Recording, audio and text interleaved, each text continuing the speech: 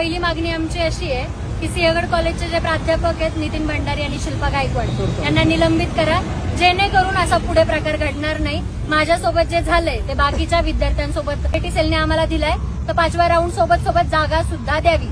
4थ्या round मध्येच तुम्ही मॅनेजमेंटचे seat भरलेले आहेत, मग आम्ही 5व्या राऊंडचं काय करावं? 5व्या राऊंड मध्ये फक्त आम्ही फॉर्म भरून घरी बसायचं, लाडकी बहीण म्हणून 75% वाल्यांनी घरी बसून भांडी घासावी का? तुम्ही आम्हाला जागा सुद्धा द्याव्यात।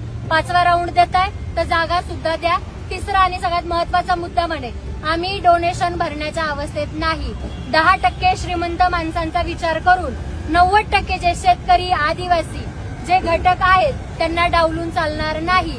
तुम्ही फ्री शिक्षणाची तरतूद करा, आम्हाला ऍडमिशन घ्यायचंय, आमचा हा मूलभूत अधिकार आहे। तुम्ही आमच्याकडून डोनेशन मागू शकत नाही आणि जे जे कॉलेज डोनेशन मागतात त्यांच्यावरती महाराष्ट्र गव्हर्नमेंटने कायदेशीर कारवाई करावी।